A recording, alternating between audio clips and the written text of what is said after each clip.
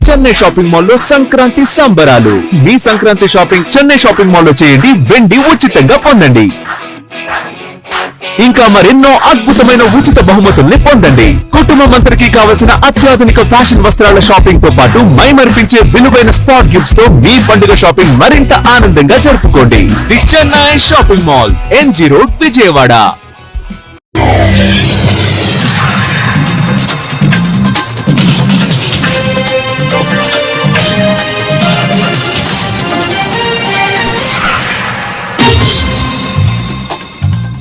నమస్కారం, city news తెలుగుకి స్వాగతం. ముందుగా సిటీ న్యూస్ తెలుగు ప్రేక్షకులకు భోగి పండుగ శుభాకాంక్షలు. ఈనాటి వార్తా విశేషాలు. వైఎస్ఆర్సీపీ ఆధ్వర్యంలో సంక్రాంతి సంబరాలు అట్టహాసంగా సాగాయి. వైసీపీ ప్రభుత్వం తెచ్చిన జీవోలను వైసీపీ నేతలై భోగి మంటల్లో వేసి కాల్చివేస్తున్నారని విజయవాడ ఎంపీ కేశినేని శివనాథ్ వ్యాఖ్యానించారు.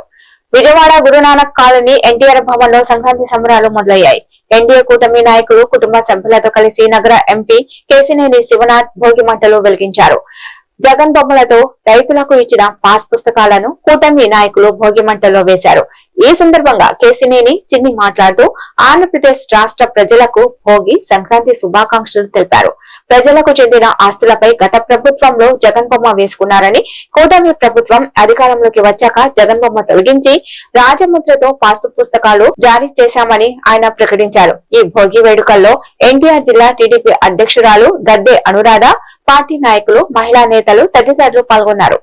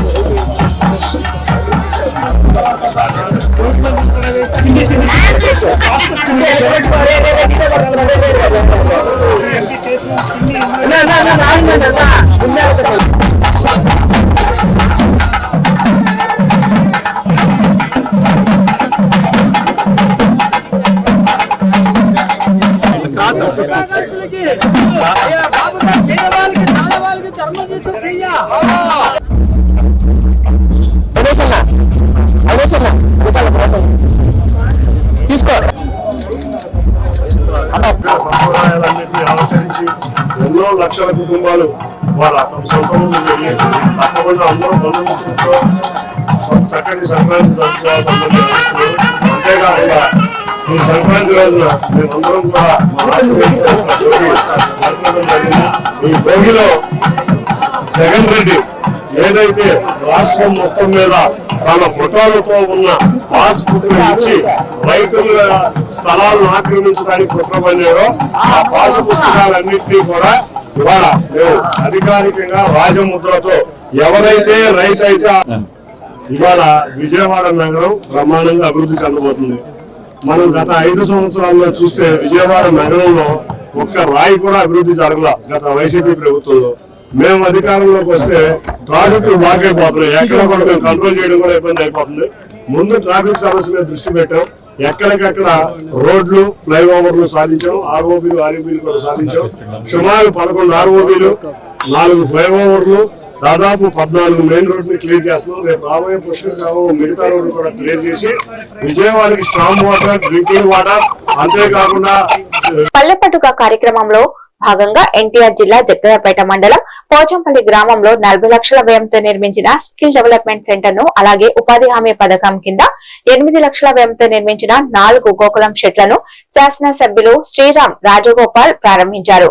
ఈ సందర్భంగా ఆయన మాట్లాడుతూ గ్రామీణ యువతకు నైపుణ్యాభివృద్ధి ద్వారా ఉపాధి అవకాశాలు కల్పించడమే ప్రభుత్వ ప్రధాన లక్ష్యమని, స్కిల్ డెవలప్మెంట్ సెంటర్ ద్వారా యువత స్వయం ఉపాధి సాధించే దిశగా ముందుకు సాగుతారని తెలిపారు. అలాగే పశుపోషణకు తోడ్పడే గోకులం షెడ్డులు రైతులకు ఎంతో ఉపయోగకరంగా నిలుస్తాయని పేర్కొన్నారు.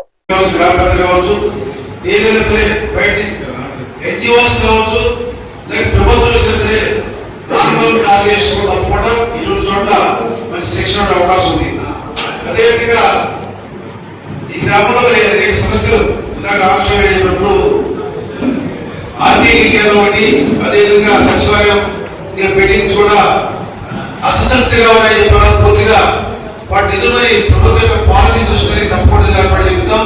అదేవిధంగా మల్లేష్ రెడ్డి గారు కూడా గ్రామంలో సిమెంట్ రోడ్డు అని చెప్పి రైతు ఏర్పడేది అడిగారు. తప్పకుండా ప్రత్యేకంగా ఈ గ్రామంలో ఎస్సీ ఏరియాల విషయం, బీసీ ఏరియాల విషయం చాలా చోట్ల సిమెంట్ రోడ్డు చాలా అవసరం ఉంది. ప్రతి గ్రామం గారి పొందానికి సిమెంట్ రోడ్డు పూర్తిగా ఎస్సీ మాదిపల్లి కావచ్చు, ఎస్సీ మాదిపల్లి కావచ్చు, బీసీ ఏరియాలు కూడా ఇంకా ఎక్కడైతే తప్పుడు సిమెంట్ రోడ్డు ఏర్పాటు చేస్తాం. అదేవిధంగా గవర్నమెంట్ స్కూల్కి వెళ్ళే రోడ్డు కూడా శాంక్షన్ అయింది. త్వరలో అది కూడా గవర్నమెంట్ స్కూల్కి వెళ్ళే రోడ్డు కూడా తప్పకుండా రోడ్డు ఏర్పాటు చేస్తాం. అదేవిధంగా మీ ఊరు మరి బైపాస్ నేషనల్ హైవే వెళ్ళడానికి గౌరవం కాకుండా డైరెక్ట్ వెళ్ళడానికి రోడ్డు కొంతవరకు వేశారు. రోడ్డు మీద వెళ్ళడం ప్రమాదం కాబట్టి త్వరలో 6 రోడ్ అయిపోయిన తర్వాత రాష్ట్ర అభివృద్ధి ప్రగతికి వైఎస్ఆర్సీపీ నేత జగన్ అడ్డంకిగా మారుతున్నారని రాష్ట్ర భూగర్భ గనుల ఎక్సైజ్ శాఖ మంత్రి కొల్లు రవీంద్ర మండిపడ్డారు. ఇరిగేషన్ ప్రాజెక్టులపై బురద జల్లుతూ అమరావతి రాజధాని నిర్మాణానికి అడ్డుపడే ప్రయత్నాలు చేస్తున్నారని తీవ్ర విమర్శలు చేశారు. మచిలీపట్నం హౌసింగ్ బోర్డు సర్కిల్ వద్ద మాజీ మంత్రి స్వర్గీయ నందమూరి రామారావు విగ్రహాన్ని ఆర్టీసీ చైర్మన్ కొనగళ్ల నారాయణతో కలిసి మంత్రి కొల్లు రవీంద్ర సంక్రాంతి నాడు లాంఛనంగా ఆవిష్కరించారు. అదే సర్కిల్లో మాజీ ప్రధాని అటల్ బిహారీ వాజ్పేయి విగ్రహం పక్కనే ఎన్టీఆర్ విగ్రహం ప్రతిష్ఠించడం భారత రాజకీయ చరిత్రలో అరుదైన ఘట్టమని అభివర్ణించారు. దేశానికి సేవ చేసి ఇద్దరు మహానేతల విగ్రహాలు ఒకే ప్రాంగణంలో దర్శనమివ్వడం ప్రజలకు స్ఫూర్తిదాయకమని పేర్కొన్నారు. ప్రారంభించడం జరుగుతుంది. మరి ఇక్కడ నిర్వాహకులు ఏర్పాటు చేసిన నిర్వాహకులు ఎక్కడున్నారు పైకి రావాల్సిందిగా కోరుతా ఉన్నాను. రత్నగిరి గారు ఎవరున్నారు?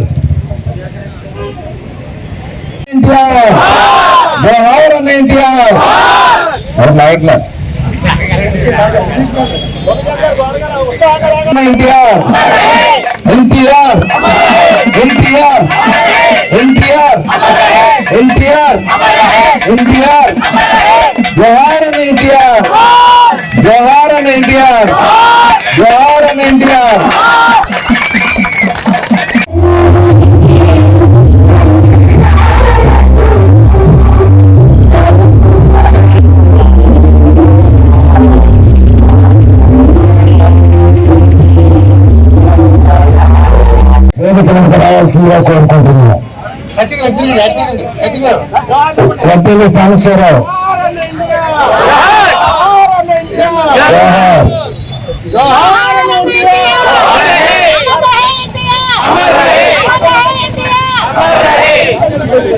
మాట్లాడుతుంది.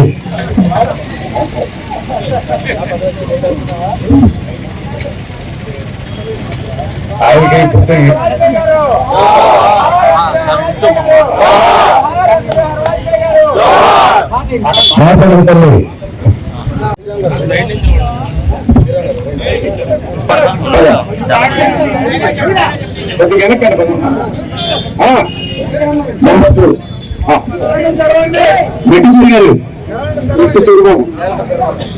మాట్లాడుతుంది. నారా లోకేష్ గారు వచ్చారు ముఖ్య అతిథిగా. ఆయన చెప్పినట్టుగా ఆవిష్కరించారు. ఇదంతా కూడా తెలుగుదేశం పార్టీకి అటల్ బిహారీ వాజ్పేయికి వీళ్ళంతా అందరూ కూడా చెప్పారు. కంగ్రాచులేషన్స్. ఇది ఇక్కడ అంత బాధ్యత తీసుకుని సంక్రాంతి సమయంలో ఇవాళ అన్నగారి విగ్రహాన్ని ఇక్కడ ఏర్పాటు చేసుకోవడం చాలా ఆనందంగా ఉంది. తప్పకుండా ఈ ప్రాంతం అంతా కూడా అన్నగారు ఎక్కడుంటే అక్కడ అభివృద్ధి జరుగుతుంది అందరూ తెలిసినటువంటి విషయం. అన్నగారి నామస్మరణ చెప్తే చాలు, ఎన్టీఆర్ అంటే చాలు, అది ఏ కార్యక్రమం చేపట్టినా విజయవంతం అవుతుంది.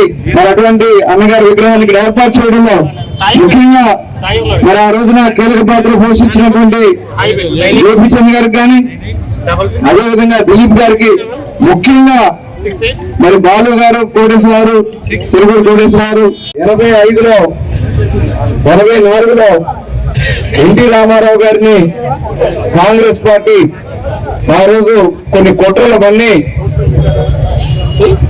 ఆ రోజున ప్రభుత్వాన్ని దింపేసే కార్యక్రమం చేశారు. రామ్లాల్ అనే ఒక గవర్నమెంట్ పెట్టి మరి ఆ రోజున దేశం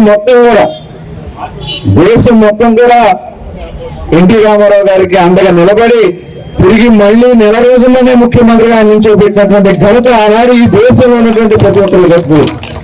అంటే ప్రజాస్వామ్యం ఎంత బలమైనది దానికి అదే ఒక నిదర్శనం. అలాగే మన రాష్ట్రానికి వాజ్పేయి గారు ప్రధానమంత్రిగా ఉన్నప్పుడు మరి చంద్రబాబు నాయుడు గారు ఇచ్చినటువంటి ప్రతి అంశాన్ని కూడా వారు ఆచరించడం తద్వారా మన రాష్ట్రానికి దేశానికి లబ్ధి చేకూరింది. ఈ వార్తలు ఇంతటితో సమాప్తం.